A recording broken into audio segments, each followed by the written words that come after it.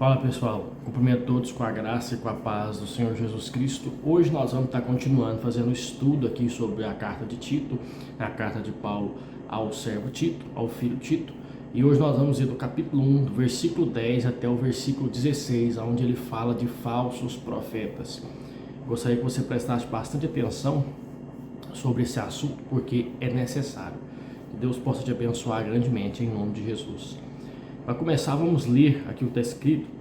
Porque há muitos desordenados, faladores, vãos e enganadores, principalmente os da circuncisão, aos quais convém tapar a boca.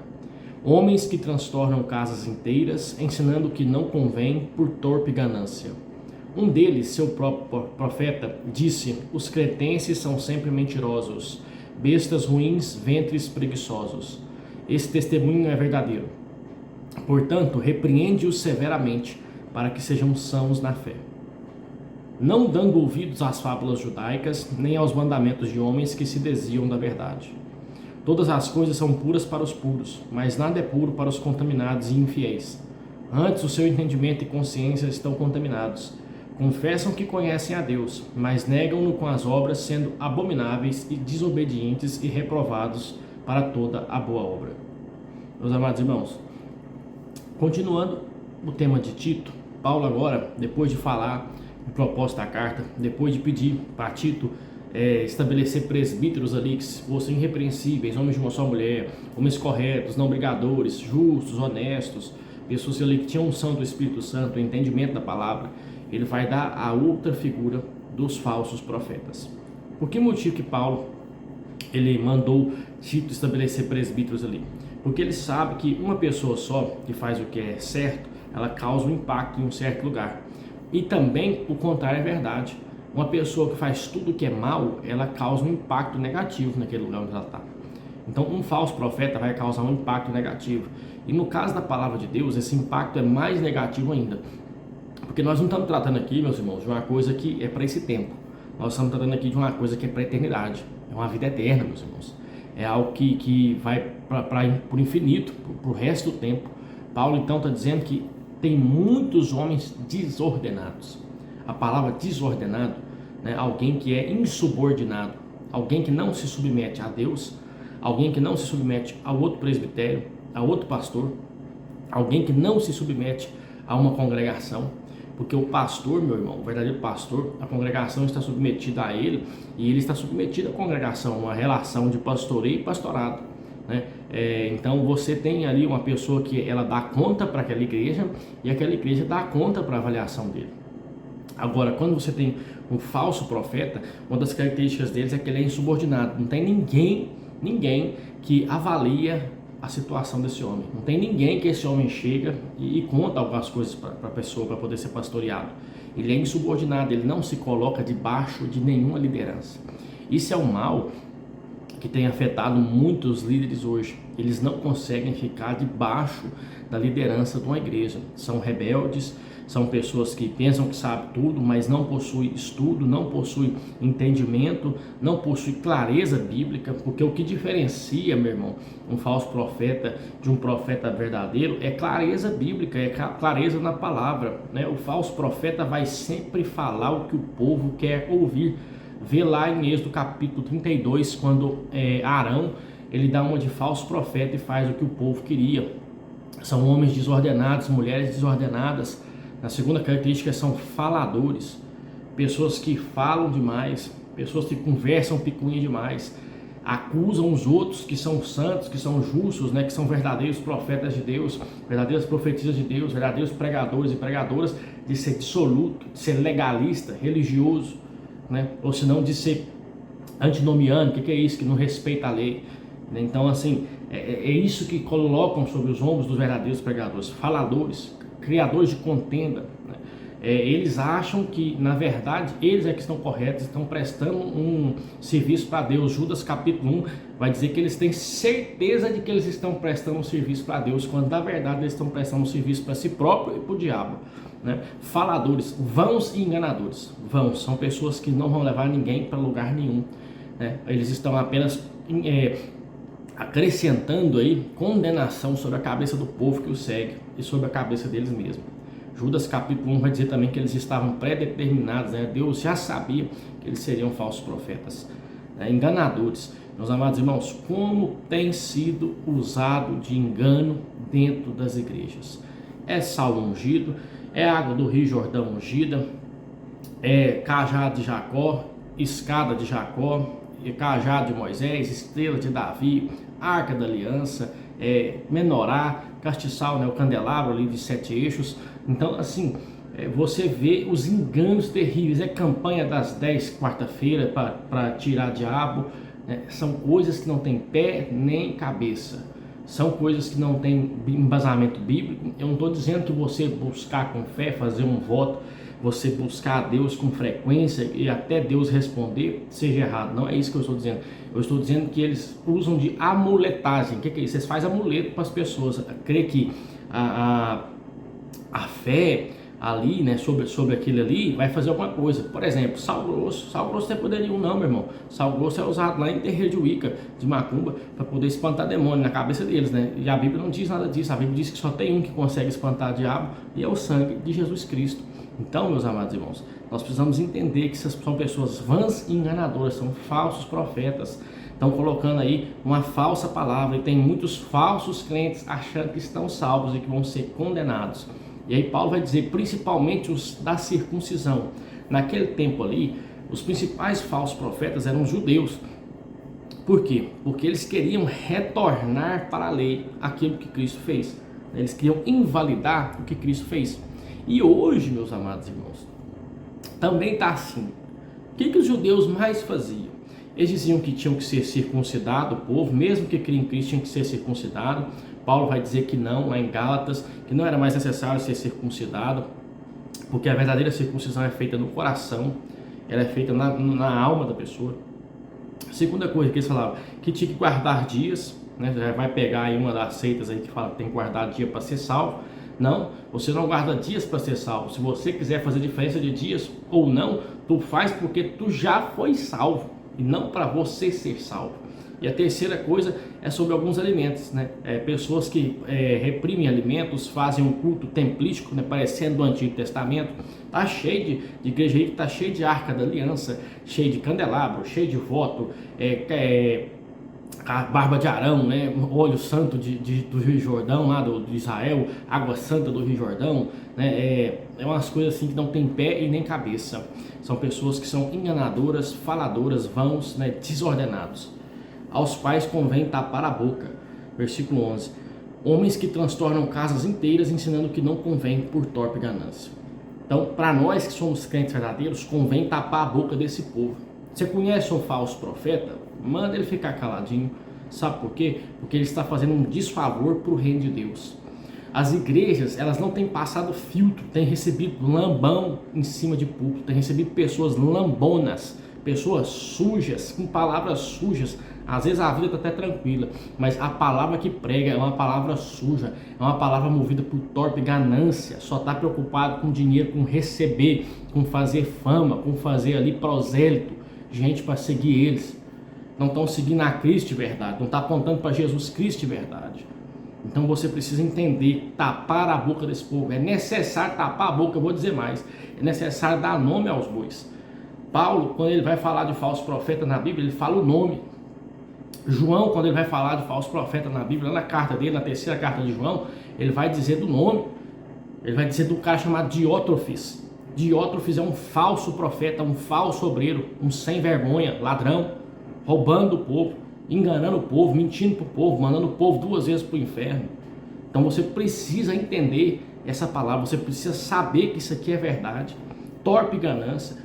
A pessoa, meu irmão, que é falso profeta, ele está pensando só em si mesmo. Ele está pensando só na condição dele. Deixa eu falar um negócio para você. Está cheio de apóstolos aí nessa era moderna da igreja, né? Está cheio de apóstolos. E Paulo ali em 2 Coríntios ele vai dar a marca do apostolado. A marca do apostolado é levar pedrada, chicotada, ser perseguido, ser humilhado e até ser morto por isso. E nenhum desses apóstolos modernos eles estão tomando chicotada, pedrada e sendo mortos. Né, sendo mortos. Se Jesus pregasse essa mensagem que esses homens pregam, ele nunca ia ser crucificado. Então são homens que convém tapar a boca, um evangelho mentiroso, um evangelho sem vergonha. um evangelho pífio, podre. É podre, não tem salvação, não tem mudança de vida, parece uma coisa leviana, algo que não vem da presença de Deus, meus irmãos, algo que não vem de Cristo. Pega o livro de Malaquias, do capítulo 1 até o 4, você vai ver que tem um profeta de verdade. Ele chega lá e aponta o dedo dentro da ferida do povo e mostra para eles o que é ser um profeta de verdade. Paulo vai dizer que um próprio profeta dos cretenses, né, vai falar que eles são mentirosos, bestas ruins, ventres preguiçosos. No vídeo anterior eu tinha falado que os cretenses eram conhecidos pela sua malandragem, né? Eles eram mentirosos. É um povo que vivia na mentira, um povo que gostava de mentira, né? Quem gosta de mentira é o diabo, quem gosta que você fica mentindo é o diabo. Bestas ruins são feras violentas, né? Um povo brigão, um povo brigador dentro da igreja. Falso profeta, meu irmão, ele sempre vai causar divisão na igreja. Quando ele consegue angariar pessoas para ele, a primeira coisa que ele vai fazer é rachar a igreja no meio. Ele vai fazer isso. Ele vai causar divisão. A não ser que, na verdade, a igreja esteja em momento de falsidade. Aí talvez Deus levante um homem verdadeiro para poder tirar dali aqueles que são realmente crentes. Mas geralmente acontece o contrário. Geralmente um falso profeta se levanta na comunidade, racha ela no meio, faz com que ela seja abatida, né? faz com que ela seja ali destruída, insuflada, né? e faz uma divisão dentro da igreja. São ventres preguiçosos. Homens e mulheres que não trabalham, não gostam de dar a vida pelas ovelhas, não quer saber como é que está a sua igreja, não faz nem noção de como é que estão os seus membros, os seus diáconos, os seus evangelistas, os seus presbíteros. São homens e mulheres preguiçosos. Se o seu pastor te visita, meu irmão, se o seu pastor é um verdadeiro pastor, se preocupa contigo, em nome de Jesus, ore pela vida dele, agradeça a Deus pelo seu pastor, que é um homem sério, agradeça a Deus pela sua liderança, porque isso aqui, cada dia que passa, tem ficado cada vez mais presente, cada vez mais corriqueiro. Direto você está vendo isso aqui. Igrejas grandes, enormes com falsos profetas, igrejas pequenas, cheias de falsos profetas, e por aí vai. Paulo diz que esse testemunho é verdadeiro. Portanto, repreende-os severamente, para que sejam sãos na fé. Então, um falso profeta tem que ser repreendido. Se ele não aceitar, Tito capítulo 3, versículo 11, Paulo vai dizer para Tito o seguinte: ao homem herege repreende uma ou duas vezes. Depois disso, afasta-se dele.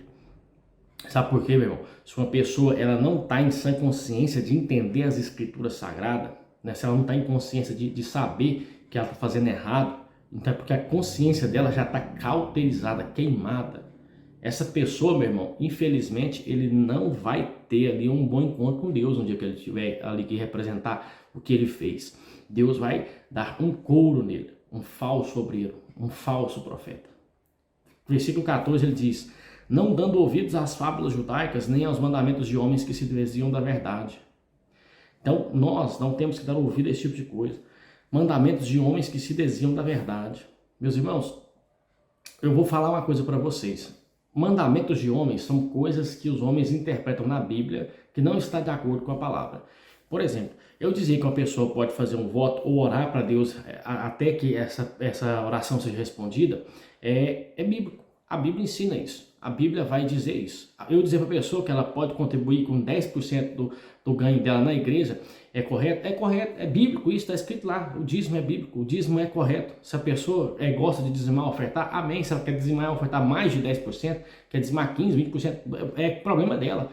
É ela com Deus, né? É ela que fez o voto com Deus. A gente tem que explicar o que está nessa escritura sagrada. A gente não pode pegar aqui e falar que a pessoa, quanto mais ela dá, entendeu? Mais ela recebe. Isso aí já é heresia, é preocupação para nós que somos crentes sérios. Todas as coisas são puras para os puros. Glória a Deus que tudo para nós que somos salvos, sagrados por Deus, santificados por Deus é puro. Graças a Deus, tudo para nós é puro. O trabalho é puro, o casamento é puro, os filhos são puros, a nossa vida com Deus é pura, nosso ministério é puro, nosso ministério é santificado. Glória a Deus por isso. Agora, para os que são impuros, né, e contaminados, tudo é impuro. Tudo, nada é puro, mas nada é puro para os contaminados e infiéis.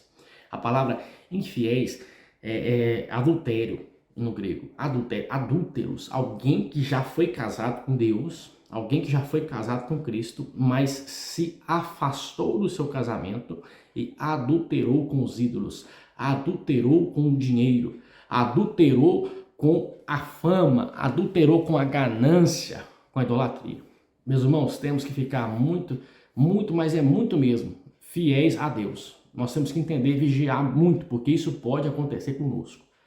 Antes, o seu entendimento, Paulo vai dizer, e consciência estão contaminados. Então, o falso profeta está com o seu entendimento e consciência contaminado. A falsa profetisa, o entendimento e a consciência dela está contaminado. Então, essas pessoas, a Bíblia diz que a boca só fala que o coração está cheio, a alma e a mente está cheia. Então, essas pessoas só vão conseguir contaminar mais gente. Agora, deixa eu fazer um raciocínio com você aqui. Eu queria que você pensasse o seguinte.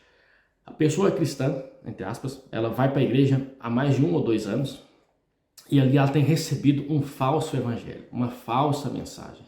E em um certo momento, ela se depara com um verdadeiro evangelho. Qual que é a probabilidade daquela pessoa rejeitar o verdadeiro evangelho? É muito.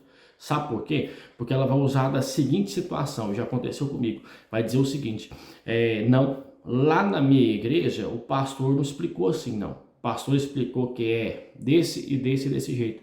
E você vai tentar mostrar na Bíblia Sagrada aquilo que está sendo dito para que aquela pessoa compreenda, e essa pessoa não vai entender, os ouvidos dela não vão abrir, não vão entender. Por isso que Paulo diz que eles vão ter comichão nos ouvidos, coceira, né? Não vão conseguir entender a verdade. É a verdade que está aqui escrita para nós e tem acontecido cada vez mais. A cada dia que passa, a quantidade de falsos crentes e falsos profetas vai chegando às alturas, ao céu. E Deus cada vez mais vai ficando irado com este povo. Versículo 16. Confessam que conhecem a Deus, mas negam-no com as obras, sendo abomináveis, desobedientes e reprovados para toda boa obra. Presta atenção nisso aqui. Falso profeta nenhum vai dizer para você que ele serve o capeta, ou serve o dinheiro, ou serve a fama, ou serve o sucesso. Né? Falso profeta vai dizer para você que ele conhece a Deus. Né? Eu conheço a Deus, eu sei quem Deus é. Mas quando você analisa a vida dele, a vida dela, eles negam com as suas obras. Eles negam com o seu tipo de vida. São pessoas dissolutas, que não têm vida de oração, que não têm vida de estudo bíblico. Que abre a Bíblia, qualquer coisa que sair lá para ele, ele vai pregar. Ou pior, ele já vem com uma ideia na cabeça dele de pregar.